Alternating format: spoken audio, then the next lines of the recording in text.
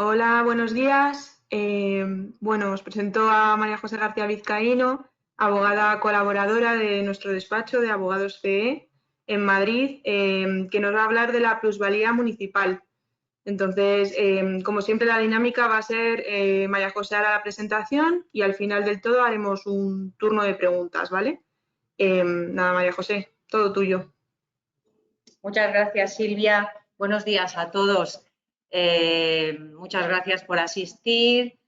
No sé si vamos a alcanzar las expectativas que os hayáis puesto, creo que os habéis apuntado muchos. No obstante, bueno, vamos a analizar hoy uno de los temas del momento, que es la plusvalía municipal. De ahí que desde Abogados CE pues, se haya querido dedicar una webinar específica a este tema. Pues por su importancia y sobre todo por sus repercusiones, ¿no?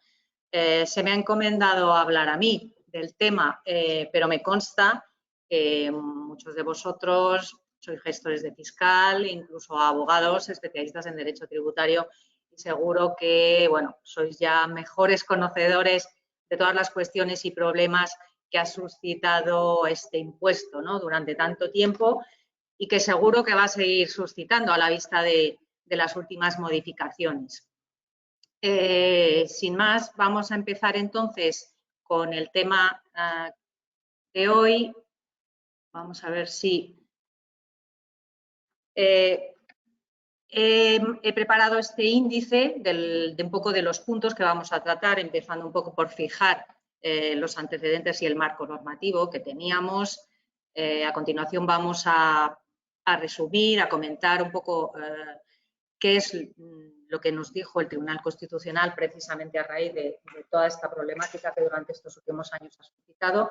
Y fundamentalmente me voy a quedar fijando un poco esos fundamentos que han sido más relevantes, que son las dos sentencias del 2017 y del 2019, que ya declararon inconstitucional en virtud de la vulneración de los principios de capacidad económica y de principio de confiscatoriedad, y la última sentencia que se ha dictado por el Tribunal Constitucional el 26 de octubre, que es la que declara ya la inconstitucionalidad del método de cálculo del artículo 107 del texto refundido de la Ley de Haciendas Locales. A continuación, bueno, vamos a tratar de esbozar algunos supuestos en los que se puede o no se puede reclamar, un poco para fijar ya a modo práctico cómo está la situación en este momento.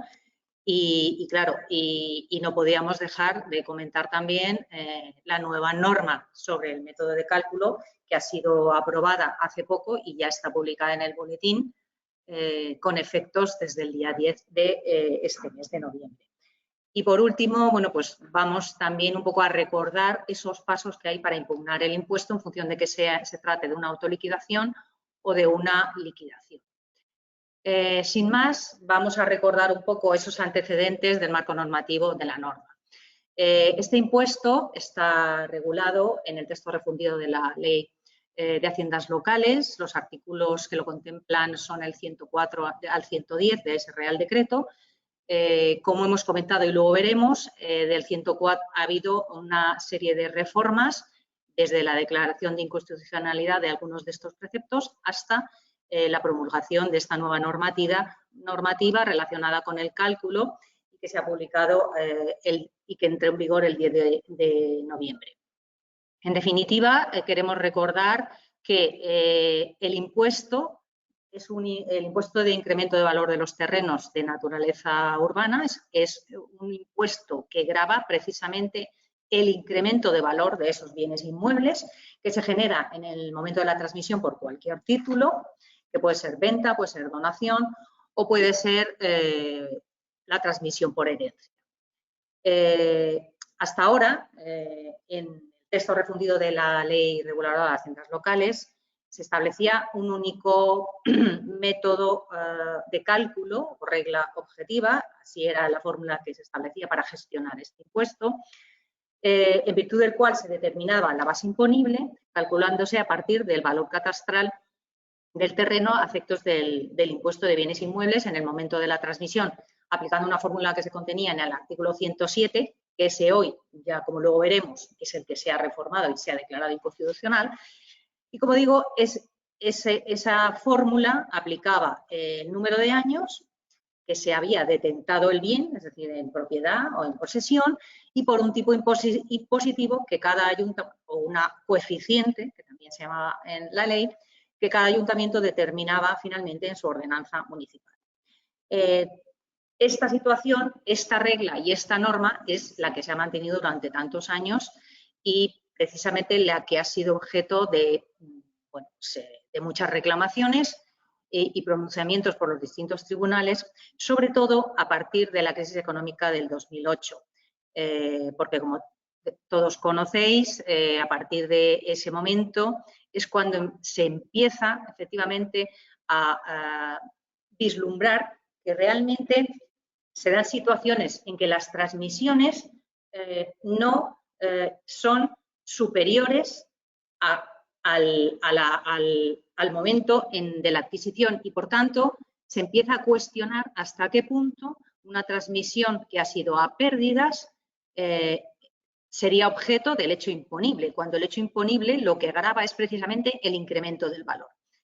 Por eso digo que a partir de ahí empieza esa problemática y sobre todo esa litigiosidad que de todos es conocida, ¿no?, en relación con este impuesto.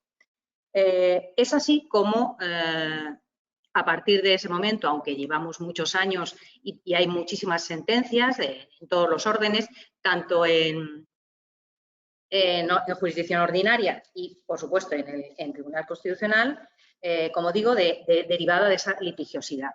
Pero entramos ya en fijar esa doctrina que fue tan importante para todos los contribuyentes y para todos los que nos dedicamos al derecho en relación con este impuesto, relacionado con este tema. Vamos a fijar esas sentencias que fueron determinantes en relación con el análisis que se hizo y la fundamentación y de los supuestos en los que finalmente el Tribunal Constitucional determina que si no hay incremento, por tanto, no ha lugar al gravamen, ¿no? Entonces, vamos a fijarnos, he reflejado dos de las sentencias más importantes, sin perjuicio de que ha habido muchas entre unas y otras desde el 2017. La primera de ellas es la 59 del 2017. En esta sentencia, que es de mayo, en esta sentencia lo que se recoge es un supuesto en el que no ha habido incremento, por tanto, no había lugar a gravamen. Esta sentencia tuvo que ser matizada. Bueno, esta sentencia fue la que dio origen y empezó a aplicarse al territorio común, porque con anterioridad el Tribunal Constitucional ya había dictado otras en un supuesto también en el que había una transmisión con pérdidas, pero relacionada con los territorios forales de Guipúzcoa y Álava. Entonces, esta sentencia 59 del 2017 ya recoge esos mismos fundamentos, pero para todo el territorio común, y en ella ya se refleja y se alega y se señala que únicamente se aplica los artículos del texto refundido en relación con el impuesto y en relación a la posibilidad de que haya gravamen en los supuestos en los que se pone de manifiesto que hay efectivamente incremento. Y, sin embargo, ya reconoce que si no hay incremento de valor, en ese caso sería inconstitucional porque la norma no determina otra posibilidad para que el contribuyente pueda probar lo contrario. Y ya alude al principio de vulneración del principio de capacidad económica respecto al contribuyente, puesto que no ha habido incremento y no tiene por qué pagar esa plusvalía. Esta sentencia del Constitucional, la 59-17 que decimos, fue matizada por el Tribunal Supremo en esa importante sentencia, la 1163 del 2018, que os reflejo aquí en esta diapositiva, porque tuvo que matizar la base y fundamento de esa inconstitucionalidad, que es la vulneración precisamente del principio de capacidad económica, y declaró la nulidad parcial del artículo 107, 1 y 2, apartado 2A, del texto refundido de la Ley de Haciendas Locales, precisamente porque no permitía al contribuyente la posibilidad de probar el método de cálculo estimado en este artículo, que luego vamos a ver que precisamente es el que ha dado lugar ahora a esta última sentencia que se ha declarado inconstitucional y que además ha provocado esa nueva norma, provocando que el legislador haya tenido que dictar una nueva norma. Bueno, como digo, volviendo a esta sentencia de matización por el Supremo, declara la nulidad parcial de ese artículo, pero en el caso de que el contribuyente pruebe la inexistencia de incremento. Porque, como digo, en este artículo el método de cálculo era uno y fijo y no daba opción a nada más. Bueno, pues hasta ahí fue matizada por el Supremo. Y asimismo, también matizó el Supremo que en el artículo 110.4 de ese texto también era inconstitucional porque no permitía acreditar un resultado diferente al resultante de la aplicación de esa regla de cálculo. Todo al final tiene que ver con la regla de cálculo, que era única y que era el único método que teníamos hasta ahora, ¿no?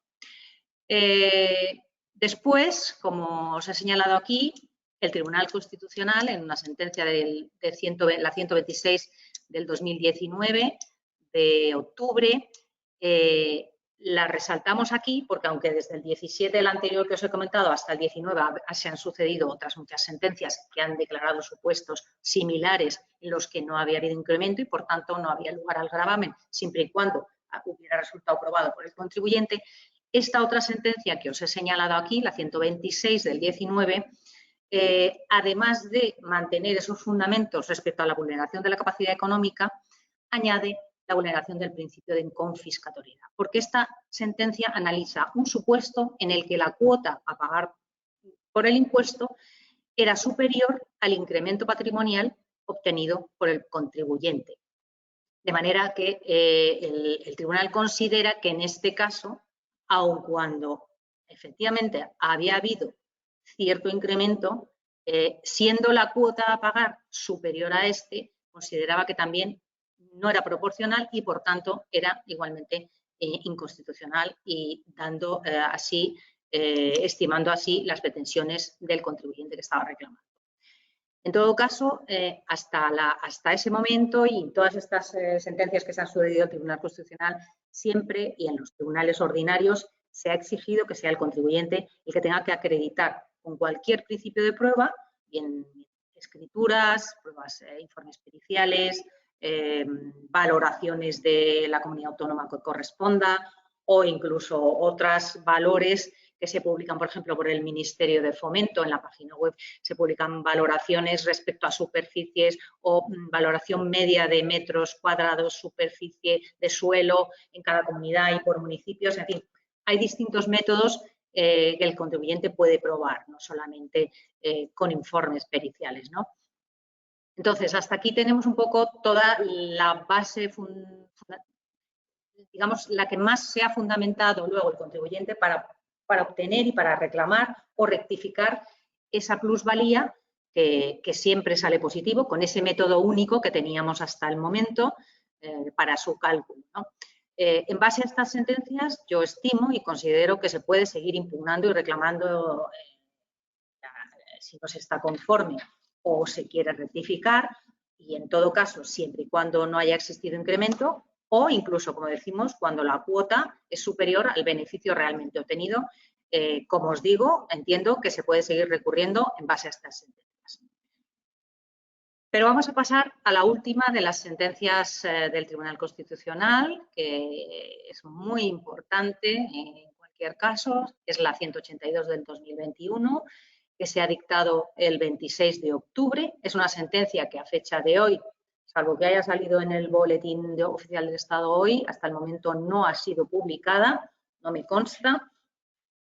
Y no obstante, es una sentencia que, bueno, pues aparte tiene la importancia por la fundamentación, por el alcance y los límites que fija.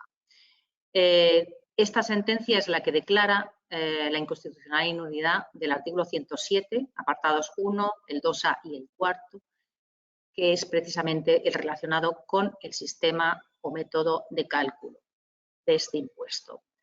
Esta sentencia, aunque analiza un supuesto prácticamente idéntico a la última que hemos comentado, del 2019, puesto que se trata también de un supuesto en el que el beneficio obtenido ha sido inferior o prácticamente igual a la cuota que ha tenido que pagar por el impuesto y, por tanto, ya había fundamentación constitucional al respecto para estimar este supuesto del contribuyente. Sin embargo, aquí el Tribunal Constitucional va más allá y entra a declarar ya el sistema de cálculo del impuesto que, bueno, pues para todos como contribuyentes nos resulta absolutamente importante y, sobre todo, lo ha hecho también, bueno, pues un poco también para dar un poco parapalo al legislador que ya llevaba un montón de años con tantísimas sentencias dictadas por el Tribunal Constitucional y los tribunales ordinarios y, sin embargo, no había modificado todavía los artículos del texto refundido de la Ley de Haciendas Locales, pese a que se estaban, bueno, vulnerando todos los principios constitucionales que han sido declarados en las mismas. Entonces, en esta sentencia se declara, se señala que este impuesto es importante, es ajeno a la realidad del mercado inmobiliario, lo reconoce ya esta sentencia y, además, señala que no puede haber un método único para determinar la base del impuesto. Esto es lo que ha hecho que fundamente la inconstitucionalidad de ese método único de cálculo que hasta ahora teníamos en el artículo 107 del texto refundido que os comentaba. Por tanto, el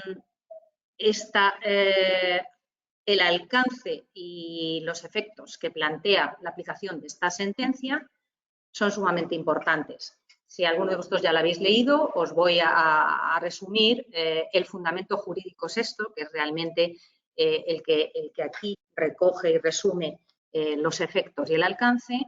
Tiene dos párrafos que considero importantes. En el primer párrafo señala literalmente que expulsa del ordenamiento jurídico la regla de cálculo. Y el efecto de la sentencia, dice esta, se producirá a partir de la publicación de la misma, ¿no? Por ello, entiendo que si el impuesto se ha devengado, pero todavía no se ha liquidado por la Administración o autoliquidado por el obligado tributario, no podrá ser exigido. Como tampoco sería posible girar liquidación o exigir presentación de autoliquidación respecto a unos hechos imponibles que se realicen con posterioridad a la publicación. Como digo, todavía no ha sido publicada, pero estos serían los efectos en el momento en que sea publicada. El siguiente límite importante fundamenta esta sentencia en relación con la inconstitucionalidad del método de cálculo lo podemos ver en el apartado B de ese fundamento jurídico sexto, en el que, pese a lo dicho anteriormente, en relación a los efectos y a partir de la publicación de la sentencia, sin embargo, este apartado, el contenido de este apartado, no tiene efectos a partir de la publicación de la sentencia, sino a partir de la fecha en que se ha dictado la sentencia, que fue el 26 de octubre de este año. Y señala que no pueden reclamar en base a esta sentencia aquellas situaciones o obligaciones tributarias devengadas por este impuesto que a la fecha de dictarse la misma hayan sido ya decididas definitivamente mediante sentencia con fuerza de cosa juzgada o mediante resolución firme administrativa. Es decir, y luego dice, y situaciones consolidadas, que es una matización importante, a fecha de esa sentencia, es decir, al día 26 de octubre, las liquidaciones provisionales o definitivas que no hayan sido impugnadas y las autoliquidaciones cuya rectificación no haya sido solicitada por la vía del artículo 123 de la Ley General Tributaria. Es decir, que solo desplegará efectos esta sentencia a aquellas devoluciones o reclamaciones de los contribuyentes que a fecha de dictarse tengan iniciada reclamación o impugnado el impuesto en vía administrativa y todavía no tengan resolución firme o bien que, habiendo instado el recurso judicial, todavía no hayan obtenido resolución firme. Esto es el fundamento de este apartado de la sentencia, con lo cual acota mucho todos los supuestos que se pueden plantear y que nos generan dudas. Como pongo aquí en esta diapositiva, efectivamente hay dudas respecto a estos efectos en relación a que por acotar esos efectos de este fundamento a la fecha de dictarse la sentencia y no a la fecha de publicación en el boletín oficial, como recoge el propio artículo 38.1 de la Ley Orgánica del Tribunal Constitucional, ¿no? De ahí que surjan dudas, ¿no?, respecto a esta fecha. No obstante lo cual, eso no ha impedido que hemos conocido ayer que ya, por ejemplo, un juzgado del contencioso administrativo, o sea, de jurisdicción ordinaria, juzgado número 11 de aquí de Madrid, pues ya ha aplicado los fundamentos de esta sentencia, la 182-21 del Tribunal Constitucional, y ha declarado que la actuación administrativa recurrida es disconforme a derecho, anulando la liquidación y debiendo proceder, por tanto, a la devolución de la cantidad que ha sido ingresada por el contribuyente. Entonces, como vemos, esta sentencia del Constitucional, que no ha sido publicada en el boletín, que además contiene estos límites a los efectos de su aplicación, sin embargo, ya tenemos un resultado en jurisdicción ordinaria en el que ya se ha aplicado. Aventuro que vamos a tener poco de todo en los juzgados ordinarios y que, bueno, muy probablemente, según cada juez al final dentro de su ámbito del juzgado, me imagino que si lo ven claro aplicarán esto y es de alguna manera una forma de terminar con un procedimiento que bueno, ¿para qué utilizar otros argumentos, ¿no? Es una forma de acabar cuanto antes también en muchas ocasiones, ¿no?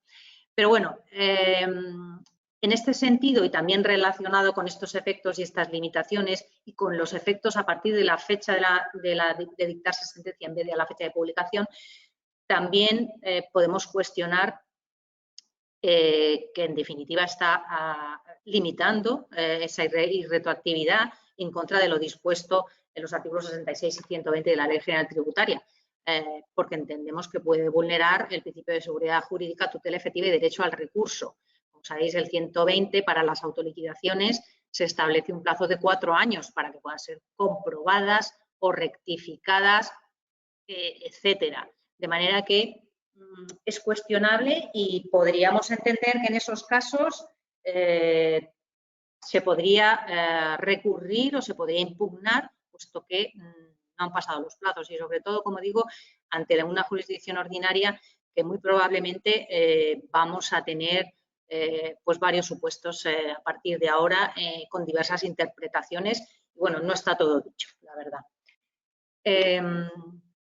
Vamos a pasar ahora a los supuestos o qué posibles supuestos nos podemos encontrar, quién puede reclamar, quién no puede, hasta qué punto está claro o no está claro. La verdad es que, bueno, hemos recogido algunos supuestos, la casuística puede ser de lo más diversa y al final hay que estar a fechas y hay que estar al caso concreto, que en todo caso, bueno, pues nosotros como profesionales pues tenemos que analizar uno a uno, evidentemente, sin perjuicio de que, como digo aquí, bueno, vamos a exponer algunos supuestos genéricos, ¿no? En primer lugar, recordaros que no se ha declarado la inconstitucionalidad del impuesto. Por tanto, hay obligación de presentar declaración tributaria. Y que, como sabéis muchos de vosotros, hay 30 días desde el devengo, si son actos intervivos, o 6 meses si mortis causa. A partir de ahí, yo entiendo que los ayuntamientos no pueden liquidar, comprobar, recaudar o revisar el impuesto desde el 26 de octubre del 21, que es la fecha en que se dicta la sentencia, hasta que se ha dictado la nueva norma, que además tienen los ayuntamientos 6 meses para modificar esas ordenanzas, sin perjuicio de que ya esa norma ya refleja esos máximos de coeficientes, como luego veremos, en los que se van a basar las futuras ordenanzas. Pero entiendo que en ese hito, digamos, de plazo, ahí, desde luego, no cabe liquidar ni comprobar esos supuestos. Dicho esto, recordaros también que, como hemos ya comentado, en base a los fundamentos de las sentencias del Tribunal Constitucional del 2017 y del 2019, el contribuyente puede reclamar en base a esos fundamentos, siempre y cuando no haya prescrito su derecho, lógicamente, y siempre que el precio de esa transmisión haya sido inferior de compra o la operación de transmisión haya sido inferior ese valor respecto al de adquisición, o en el caso en que la cuota ha superado el beneficio obtenido y siempre que el contribuyente lo pueda probar, ¿vale? O sea, eso sigue existiendo, esa posibilidad, y esa en ningún momento se ha terminado la posibilidad, ¿no? Desde la sentencia del 26 de octubre del 2021, ¿qué pasa? ¿Qué supuestos, que son los que más ha generado inquietud en estos días? Porque no es fácil al final interpretar esos fundamentos recogidos en la misma. Pues como os pongo aquí, por ejemplo, en primer lugar, si se trata de liquidaciones o autoliquidaciones devengadas y liquidadas en plazo de recurso, pero no han sido impugnadas todavía, según los fundamentos de la sentencia del Tribunal Constitucional, el contribuyente no podría reclamar o solicitar o impugnar en base a esa inconstitucionalidad de la regla de cálculo. Sin embargo, entendemos que sí se puede reclamar en base a los fundamentos de las otras sentencias, como os he dicho. E incluso en el caso de que no hubieran transcurrido los 4 años desde que se hizo la operación. Para liquidaciones, otro supuesto que hemos contemplado, en caso de liquidaciones, autoliquidaciones firmes, si se tratara de liquidaciones en vía administrativa, que ya fueran firmes, evidentemente no se puede hacer nada, el contribuyente ya no puede reclamar nada. Si os he señalado que cabría una revocación de oficio por parte de la Administración, es un procedimiento especial, pero vamos, tenemos muchas dudas de que los ayuntamientos puedan utilizar esta vía, máxime cuando se supone que o entienden que van a perder por el hecho de haberse modificado las reglas de cálculo, además de la declaración de inconstitucionalidad de todas las sentencias en función de si ha habido o no incremento y en función de la capacidad económica del contribuyente. Por tanto, esta la descartamos. Si se trata de una liquidación o autoliquidación firme en vía judicial, únicamente cabría, como ponemos aquí, instar una reclamación patrimonial del Estado legislador en el plazo de 1 año desde que se publique la sentencia, o incluso podríamos pensar en ir a un procedimiento de revisión especial del 217 de la Ley General Tributaria por nulidad de pleno derecho. A fecha de hoy, evidentemente, tenemos que se ha declarado inconstitucional un acto contrario al ordenamiento y, por tanto, si el contribuyente no hubiera interpuesto ningún recurso y ya fuera firme, podría instar ese procedimiento especial de revisión, como digo, basado en esas causas de nulidad señaladas en el 217 y, bueno, sería una posibilidad que quizá os dejo ahí apuntada, no obstante, bueno, tiene su recorrido, ¿no? Seguimos con los supuestos y, por ejemplo, nos planteamos otro supuesto. Aquellas transmisiones recientes, pero que todavía no se ha practicado autoliquidación o liquidación.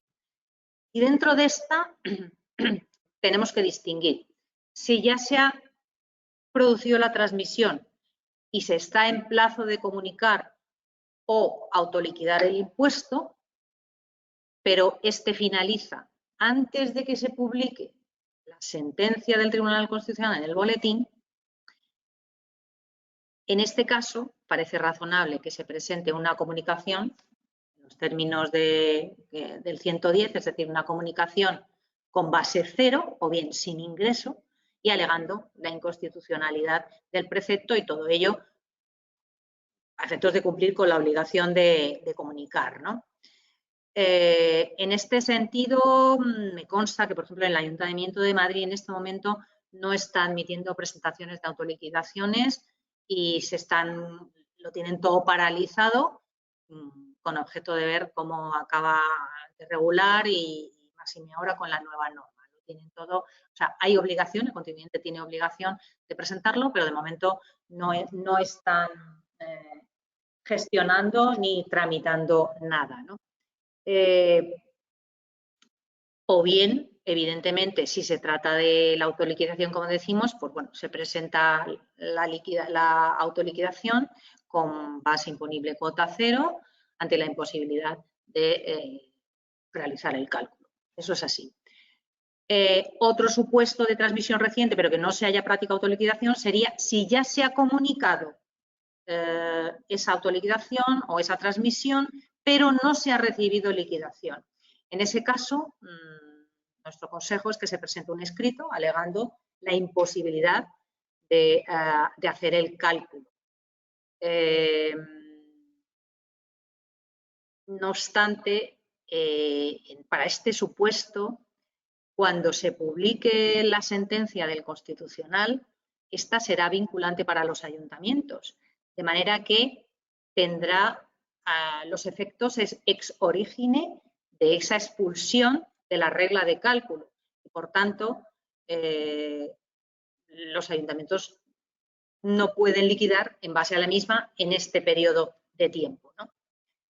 En relación al tercer supuesto de esta diapositiva, si la transmisión efectuada se ha hecho, pero todavía dispone de plazo amplio, o porque sea una transmisión anterior a la reforma, plazo amplio, por ejemplo, porque estemos todavía durante los 6 meses y se ha realizado una operación de una herencia, por ejemplo, que hay 6 meses, una transmisión mortis causa. En este caso existe obligación, hay obligación de comunicar sin ingreso, justificando por el mismo motivo la inconstitucionalidad de la norma, ¿no? Esto me parece lo normal. A partir de ahí veremos cómo responden los distintos ayuntamientos en relación con el impuesto y con la nueva normativa, ¿no? Y la aplicación retroactiva o irretroactiva de dicha norma. A partir de aquí hemos conocido que se ha dictado una nueva norma relacionada con el cálculo del impuesto a raíz de la declaración de inconstitucionalidad del artículo 107, que es el que recoge el método de cálculo de este impuesto. Y solamente matizaros que en principio se cuestiona, se está diciendo, se comenta por muchos juristas, que hasta qué punto un Real Decreto Ley vulnera el principio de reserva de ley del artículo 133 de la Constitución. Se ha dictado esta norma, evidentemente, con carácter urgente, precisamente ante la inconstitucionalidad del tribunal, y, por tanto, el legislador ha corrido para finalmente dictar esta norma y no dejar a los ayuntamientos en una vía de vacío legal en la que no se sabía muy bien qué aplicar y no aplicar, y sobre todo a efectos de que les interesa, que es la recaudación, ¿no? En esta nueva norma se han modificado los artículos 104.5, que es nuevo, el 107, los apartados 1, 2 y 4, que son los relativos al método de cálculo, y se ha modificado también el 110 y se ha añadido un punto nuevo en relación con el 110, que es el número 8 de ese artículo, que es nuevo, ¿no? En esta normativa, en este Real Decreto, se mantiene el impuesto, por supuesto, esto sigue existiendo, y el periodo de devengo es el mismo que el de la normativa anterior. Sin embargo, tenemos que señalar como datos importantes que no hay sujeción al impuesto en las transmisiones que se constate la inexistencia de incremento de valor por la diferencia entre el valor de fecha de transmisión y la fecha de adquisición. Y asimismo, hay una novedad relacionada con las plusvalías generadas en menos de un año, para las que fija un coeficiente del 0,14 y que grava las mismas en todo caso, ¿no? Asimismo, en la disposición transitoria se contempla que los ayuntamientos tienen 6 meses a partir de la publicación, que fue el día 10 de noviembre, para modificar las ordenanzas. Y otro dato más es que este Real Decreto Ley no contempla efectos retroactivos, por los que yo entiendo que habría un vacío legal entre las transmisiones celebradas el 26 del 10, que es la fecha de la sentencia del tribunal, hasta el 10 del 11, que es la entrada en vigor de esta norma. Además, importante que queremos señalar aquí para todos, esta nueva norma establece 2 opciones de cálculo. Como hemos visto, el Tribunal Constitucional estableció que era inconstitucional precisamente que existiera solo un método de cálculo. Bueno, pues bien, el legislador se ha hecho eco de esa circunstancia y aquí ha reflejado 2 opciones para establecer ese cálculo de valor en relación con las transmisiones de bienes y relacionadas con el impuesto de plusvalía. Entonces, en esta nueva norma se habla de 2 tipos. El primero es el cálculo en función del valor catastral en el momento de la transmisión multiplicado por unos nuevos coeficientes que tienen que aprobar los ayuntamientos y que no pueden exceder de los señalados en el 107, que es el que se ha reformado, y serán actualizados anualmente. Unos coeficientes que son de máximos, que luego los ayuntamientos tienen que adaptar a sus nuevas ordenanzas, como hemos dicho, y en el plazo de 6 meses que hemos comentado. Y estos coeficientes, como señala esta nueva norma, van entre el 0,13 y el 0,45 según una escala de los periodos de años en que se ha detentado la propiedad del bien en cuestión, objeto de impuesto. Y si comparáis con la anterior norma y os recordáis, esos coeficientes estaban en una escala de 3 a 3,7, de manera que indudablemente ahora los coeficientes son inferiores y por tanto, bueno, pues las cuantías y la operación que resulte de los mismos, pues entendemos que debe resultar inferior a como salía antes, ¿no? Por otro lado, la otra opción de cálculo que establece esta nueva normativa es la diferencia entre el valor de compra y el valor de venta, demostrada por el contribuyente. Y el ayuntamiento, hay un dato que entre líneas dejan claro, el ayuntamiento comprobará. Y además, esta nueva norma también permite establecer un coeficiente reductor, o sea, rebajar el impuesto hasta un 15% o adecuarlo en función de los municipios. Esto todavía no entra en aplicación. Ya veremos cómo se modifica y cómo se adecúan esos porcentajes por los distintos ayuntamientos y en función de cuáles sean estos, ¿no?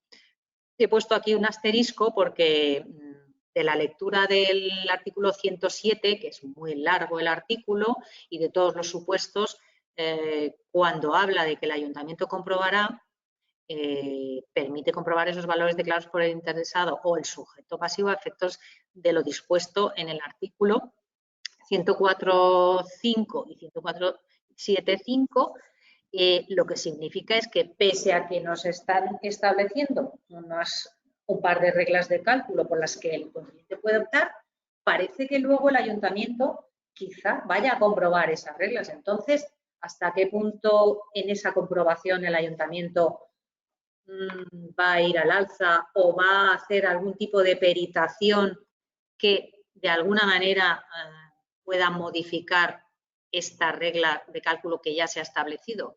No sabemos. Genera confusión y sobre todo nosotros profesionales bueno, lo advertimos porque entiendo que va a ser fuente de conflictos y sobre todo puede ser o puede dar lugar a litigiosidad en este aspecto, ¿no?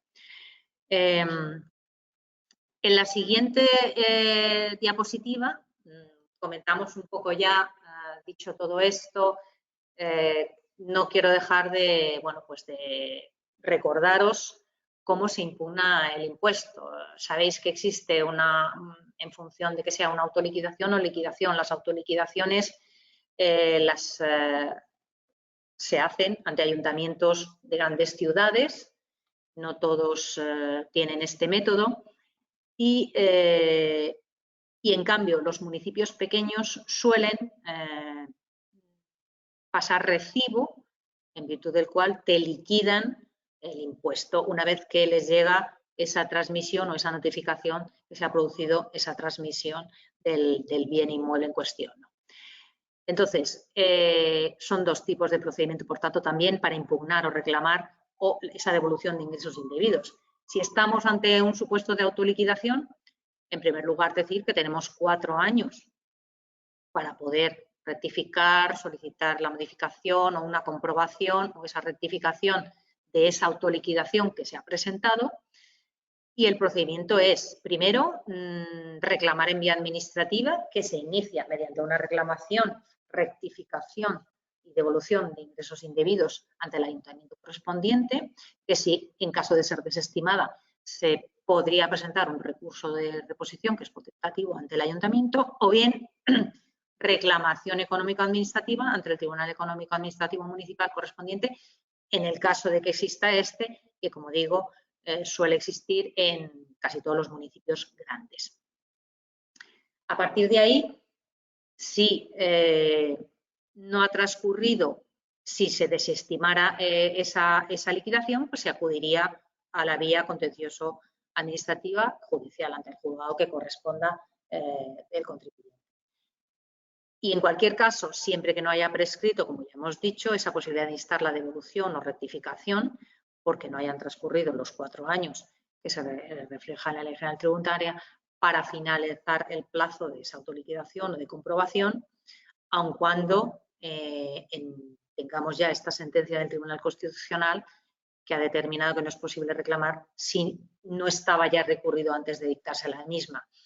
A nosotros nos genera muchas dudas, como hemos dicho antes, que existiendo una norma con rango de ley, como es la Ley General Tributaria, que establece ese plazo de 4 años, no se pueda seguir recurriendo si no se está de acuerdo o si realmente estamos ante un supuesto en el que no ha habido incremento o en el que, pese a haber habido incremento, la cuota ha sido superior, como hemos visto antes, ¿no?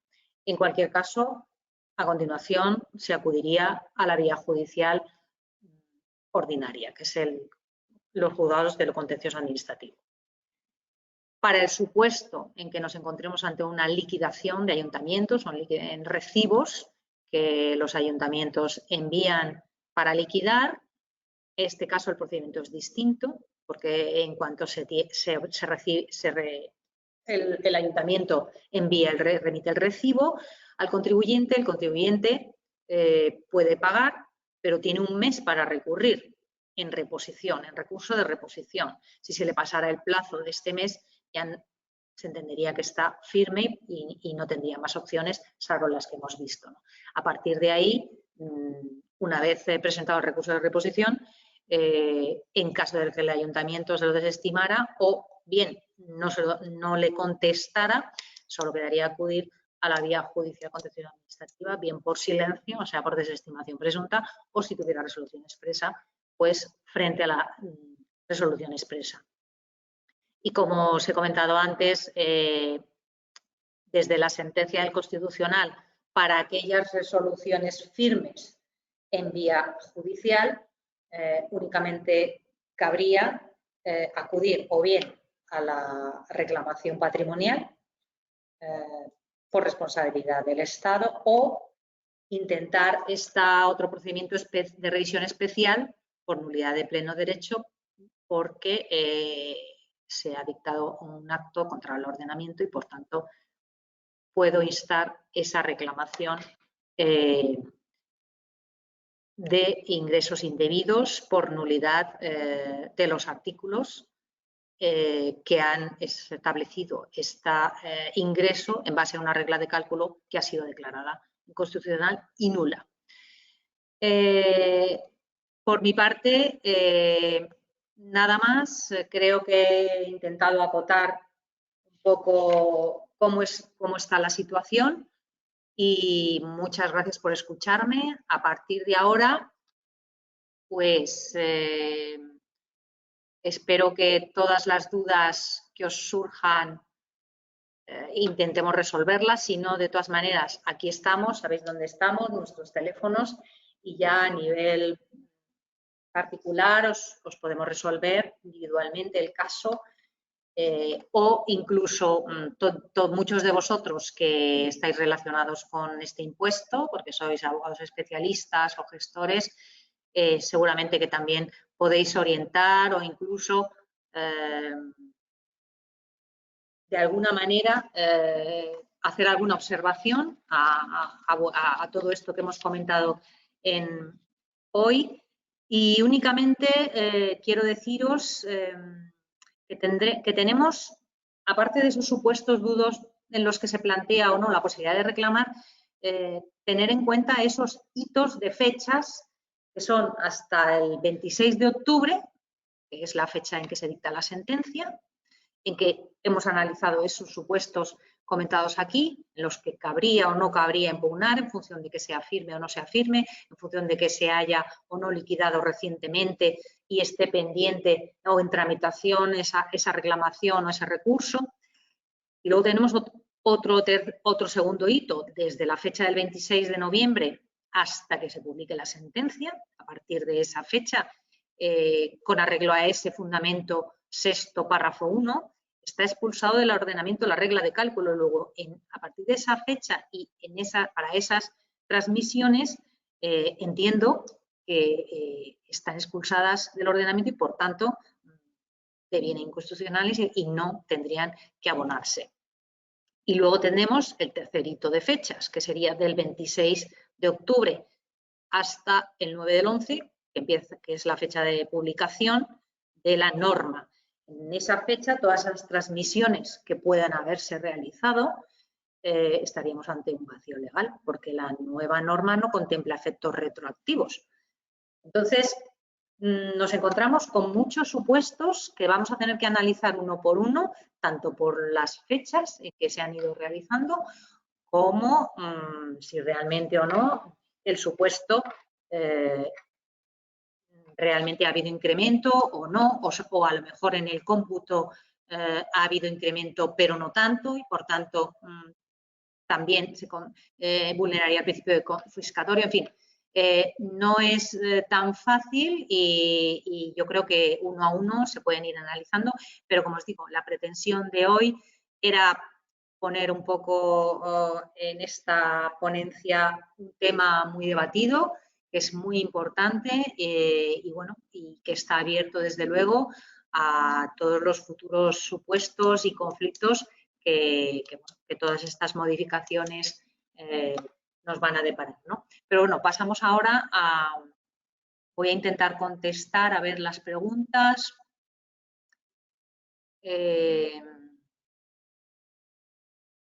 Vale, una pregunta. Antonio García nos dice que cómo es posible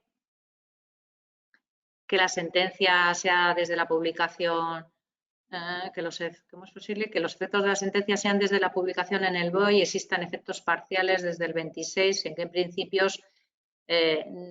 No, es que no. Como he dicho, en la Ley Orgánica del Tribunal Constitucional tenemos que la fecha y el principio de seguridad jurídica para todos es que las normas y las sentencias tienen efectos desde la fecha de su publicación. Eso es así. Por eso decimos que hay dudas sobre los efectos de esta sentencia, como se pretende en la misma, recogiendo que tienen esos efectos desde la fecha de dictarse y no desde la fecha de publicación, que, como os he dicho, a fecha de hoy, que me conste, no he mirado el BOE de esta mañana, pero a fecha, desde luego, de ayer por la noche no estaba publicada y, por tanto, se cuestiona, y de ahí que entendamos que se puede recurrir en ese sentido, ¿no? Otra pregunta es si se ha transmitido el día 8, ¿cómo debería actuar? Pero no leo todo. A ver. Si se ha transmitido el día 8, ¿cómo debería actuar? Me espero, presento autoliquidación.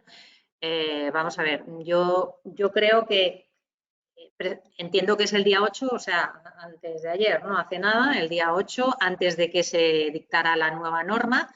Como os he dicho, entre el 26 del 10, fecha de la sentencia, y el 9 del 11, del que se publica la norma, yo entiendo que hay un vacío legal y que, por supuesto, como no hay efectos retroactivos, no se contempla en la norma que pasa, pero desde mi punto de vista entiendo que estaría fuera de la regla de cálculo antigua y, en todo caso, como es posterior a la sentencia, si realmente finalmente se da por bueno que los efectos de la sentencia son a fecha 26 de octubre, evidentemente estaría expulsado del ordenamiento y, por tanto, no tendría que generar impuesto. Otra cosa es, como digo, el impuesto existe y, como ya he comentado antes, debería presentar o comunicar, si se trata de autoliquidación, presentar la autoliquidación con importe cero o sin ingreso, precisamente por inconstitucionalidad de la norma, o en otro caso no tendría que liquidar. Un momentito que se me va a ver. ¿Puedes repetir la sentencia del contencioso? En relación con la sentencia ordinaria, me imagino que se refiere la pregunta.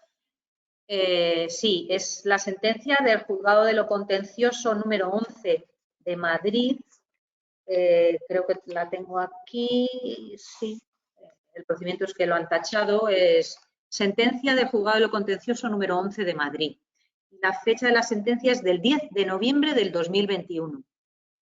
Y las conclusiones es las que os he revelado, vamos, os he señalado. Declara que la resolución es que desestima el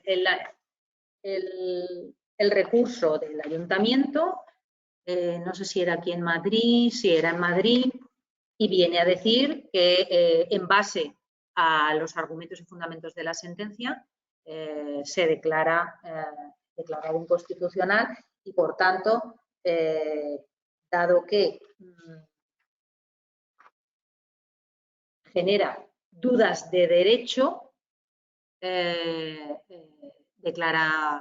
estima la reclamación del contribuyente. Lo que no hace es condenar en costas, eso ya os lo digo, precisamente por las dudas que ha suscitado este tema, ¿no? O sea, aplica los fundamentos de la sentencia en relación al cálculo, pero, a ver, seguimos. En los casos de minusvalía quedan fuera del hecho imponible del impuesto. Claro, en la actualidad con la nueva norma, sí. Si estamos ante un supuesto de una transmisión anterior, como he dicho, había que probarlo por el contribuyente.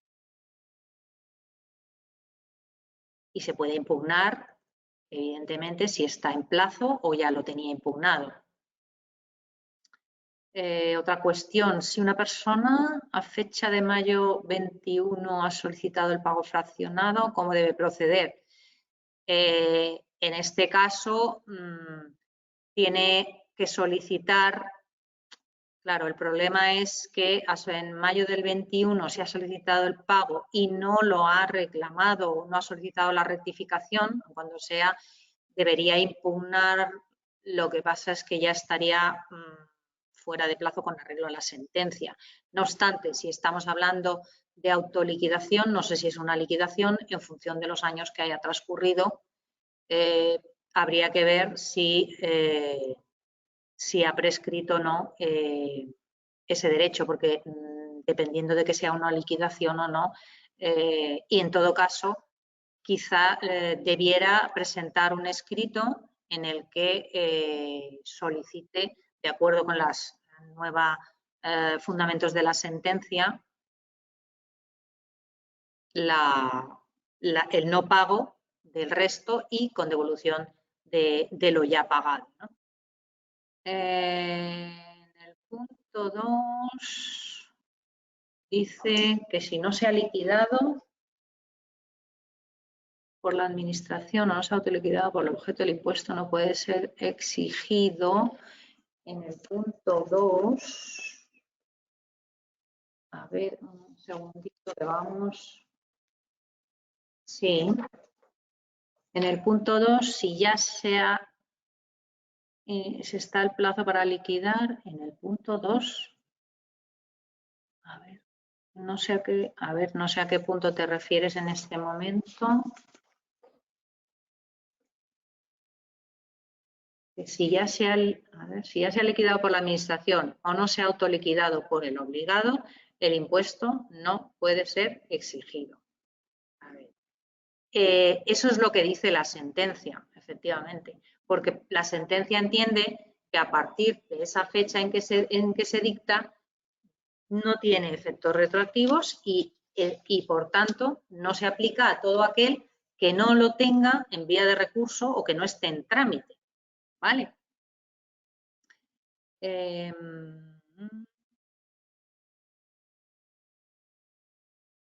A ver, otro tema, entiendo que la otra fecha, a ver, a ser,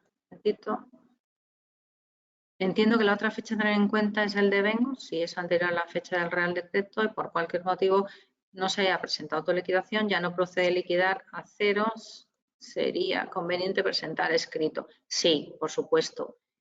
Como he dicho, evidentemente, en todo caso, el impuesto existe y es obligación del contribuyente comunicar o declarar. Por tanto, bien sea autoliquidación cero, bien sea liquidación sin ingreso, hay que hacerlo.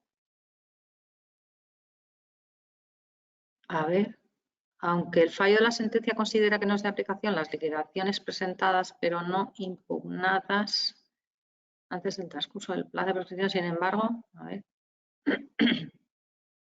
sin embargo, el método de cálculo es nulo. Sería un agravio comparativo para los contribuyentes respecto a liquidaciones posteriores a la sentencia y, por tanto, sería un fundamento para su devolución y que es estimada. Como he dicho, bueno, aquí, como ya os habéis dado cuenta, lo del agravio comparativo, podemos pensar en ello en muchísimos supuestos, pero ya habéis visto que la sentencia del Constitucional acota y limita el alcance de los supuestos. No obstante, como he dicho, yo entiendo que para aquellos supuestos en los que no han transcurrido 4 años, estamos hablando de autoliquidaciones, aunque que podrían ser objeto de comprobación o de rectificación, por tanto el contribuyente todavía está en su derecho de presentar ese tipo de rectificación, ¿no? No así, sin embargo, para las liquidaciones que ya son firmes y que por tanto pues no hay objeto. Que es un agravio comparativo, lo vemos todos, pero así se han dictado y precisamente se han dictado a conciencia para no provocar unas reclamaciones de una tal magnitud que sería imposible. Evidentemente lo han acotado a conciencia, eso está claro, ¿no? A ver si no me salto alguna cosa que no veo. No veo nada aquí ya. Creo que ya no hay más preguntas. No veo, o por lo menos no visualizo ya ninguna más.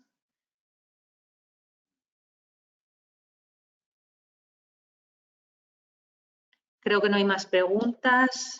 Si en todo caso... A ver.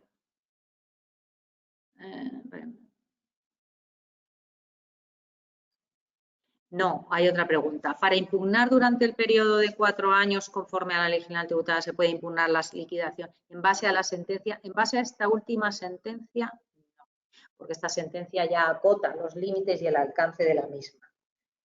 pero como os he dicho, sí se puede impugnar o reclamar esa rectificación o devolución del impuesto de plusvalía en base a los fundamentos de las otras sentencias del Tribunal Constitucional, es decir, en base a la vulneración del principio de capacidad económica, porque no ha habido incremento, o sea, en base a los dos, en base también a la vulneración del principio de confiscatoriedad, porque a lo mejor me sale una cuota superior al beneficio realmente obtenido, ¿no? Entonces, se puede seguir impugnando, pero no en base a la regla de cálculo, según la sentencia. ¿De acuerdo?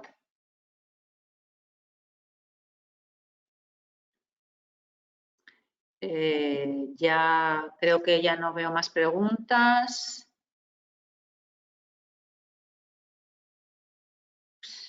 En todo caso,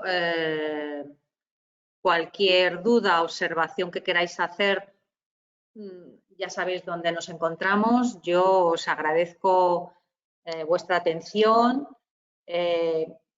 No he pretendido nada más que reflejar aquí un poco la situación y,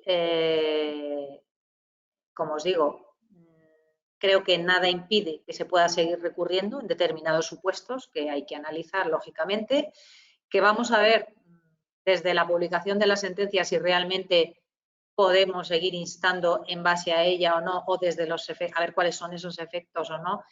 Y luego, a partir de la nueva normativa y regla de cálculo, pues probablemente se susciten nuevos conflictos, nuevos problemas y dan lugar a litigiosidad seguro.